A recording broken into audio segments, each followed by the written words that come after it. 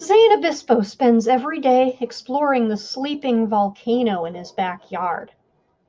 The Beast, as he calls it, is the one place where he can escape other kids who make fun of him because he has a limp and walks with a cane.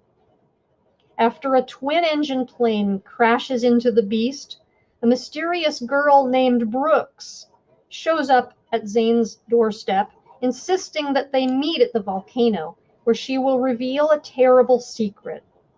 Zane agrees, mostly because beautiful girls like her don't usually talk to him.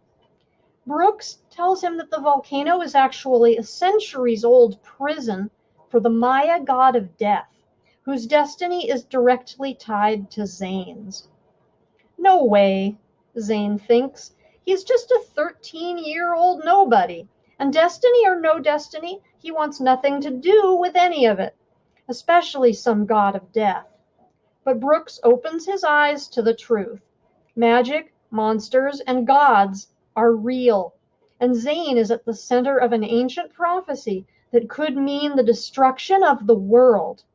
Suddenly finding himself entangled in a web of dangerous secrets, Zane embarks on a quest that will take him far from home and test him to the very core. For First Chapter Friday, here is The Storm Runner by J.C. Cervantes. It all started when Mom screamed. I thought she'd seen a scorpion, but when I got to the kitchen, she was waving a letter over her head and dancing in circles barefoot. After a year of being homeschooled, I was going to get to go to school again. Did you catch that word? Get. As in, someone was allowing me to learn. Stupid. Who put adults in charge anyway? But here's the thing. I didn't want to go to some stuffy private school called Holy Ghost, where nuns gave me the evil eye. And I for sure didn't want the Holy Ghost shuttle to come all the way out to no man's land to pick me up. Mine was the last stop, and that meant the van would probably be full when it arrived. And full meant at least a dozen eyes staring at me. I smiled at Mom because she looked happy. She took care of sick people in their homes all day, and she also let her brother Hondo live with us. He spent most of his time watching wrestling matches on TV and eating bags of flamin' hot Cheetos, so she didn't wear smiles too often. But I didn't know where to start. You said I could be homeschooled. For a year, she said, still beaming. That was the agreement, remember? A single year. Pretty sure that wasn't the agreement, but once something was in Mom's head, it was superglued there. Arguing was useless.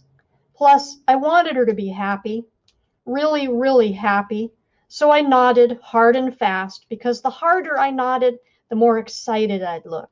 I even threw in another smile. When? It was September, and that meant I'd already missed a month of classes. You start tomorrow. Crap. How about I start in January? Yeah, you could say I was super optimistic. Mom shook her head. This is an incredible opportunity, Zane. Doesn't private school cost a lot? They gave you a scholarship. Look, she flashed the letter as proof. Oh. Mom folded the letter neatly. You've been on the waiting list since... She didn't finish her sentence, but she didn't need to.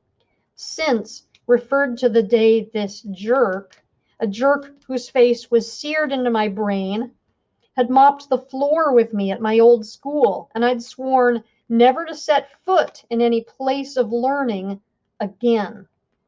What about Ms. Cab? I asked. She needs my help. How am I going to pay for Rosie's food if I don't work? My neighbor, Ms. Cab, was blind and needed an assistant to help her do stuff around the house. Her real last name is Caballero, but I couldn't pronounce it as a little kid, and the nickname stuck. Also, she worked as a phone psychic, and I answered the calls before she came on the line. It made her seem more legit. She paid me pretty good, enough to feed my dog, Rosie. Rosie was a box Mason, half boxer, half Dalmatian, and ate like an elephant. You can work in the afternoons. Mom took my hand in hers. I hated when she did that during our arguments. Zane, honey, please. Things will be Mayhor this time. You're 13 now. You need friends. You can't live out here alone with these. Out here was a narrow, dusty road in the New Mexico desert.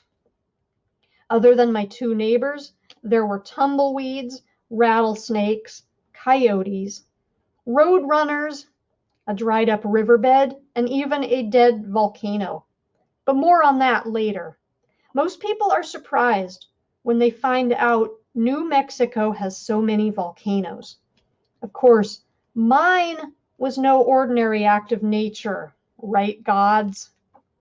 With these what? I asked, even though I knew what she was thinking. Misfits. So what that Ms. Cab was a little different, and who cared that my other neighbor, Mr. Ortiz, grew weird varieties of chili peppers in his greenhouse? Didn't mean they were misfits. I'm just saying that you need to be with kids your age. But I don't like kids my age, I told her, and I learn more without teachers. She couldn't argue with that. I taught myself all sorts of things, like the generals of the Civil War, the number of blood vessels in the human body, and the names of stars and planets.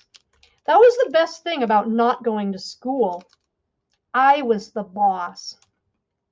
Mom ruffled my dark hair and sighed.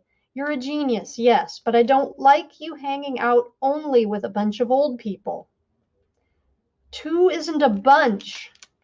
I guess I'd sort of been hoping Mom would forget our deal. Or maybe Holy Ghost, who named that school anyway, would disappear off the face of the earth in a freak, cataclysmic accident. Mom, I got real serious and made her look me in the eyes. No one wants to be friends with a freak. I tapped my cane on the ground twice. One of my legs was shorter than the other, which meant I walked with a dumb limp. It earned me all sorts of nicknames from the other kids. Sir Limps a lot, McGimpster, Zane the Cane. My all-time favorite, Uno, for the one good leg. You are not a freak, Zane, and oh boy, her eyes got all watery like they were going to drown in her sadness. Okay, I'll go, I said, because I'd rather face 100 hateful eyes than 2 crying ones. She straightened, wiped her tears away with the back of her hand, and said, Your uniform is pressed and waiting on your bed. Oh, and I have a present for you. Notice how she dropped the bad news with something good? She should have run for mayor. There was no point in my griping about the uniform, even though the tie would probably give my neck a rash. Instead, I decided to focus on the word present, and I held my breath, hoping it wasn't a rosary or something. Mom went to a cabinet and pulled out a skinny, umbrella-sized box with a silver ribbon tied around it. What is it? Just open it. Her hands twitched with excitement. I ripped open the box to get to the present that we didn't have money for. Inside was a wad of brown paper, and under that, a shiny black wooden cane. It had a brass tip shaped like a dragon's head. I blinked, searching for the right word. Do you like it? Her smile could have lit up the whole world. I turned the cane in my hands, testing its weight, and decided it looked like something a warrior would carry, which made it the coolest gift in the universe. I bet it cost a lot. Mom shook her head. It was given to me. Mr. Chang died last week, remember? Mr. Chang was a rich client who lived in a grande house in town and sent Mom home with chow mein every Tuesday. He was also a customer of Ms. Cabb's. She was the one who'd gotten Mom the job to take care of him until he died. I hated to think of Mom hanging out with dying people, but as she always said, we had to eat. I'd tried eating less, but that was getting harder and harder the older I got. I'd already reached a whopping 5'9". That made me the tallest in my family. I ran my hands over the brass dragon head with the flames flying out of its mouth. He collected all sorts of things, Mom continued, and his daughter said I should have this. She knew you. She stopped herself. She said the dragon symbolizes protection. So Mom thought I needed protection. That made me feel pretty miserable. But I knew she meant well. I rested my weight against it. It felt perfect, like it was made for me. I was excited to cruise around with this much cooler cane instead of my dumb, plain brown one that screamed, "I'm a freak." Thanks, Mom. I really like it. I thought it would make going back to school easier, Mom said. Right. Easier. Nothing, not even this warrior dragon cane, was going to make my being the new kid any easier. It was a low point, and I didn't think things could get any worse. But boy, was I wrong.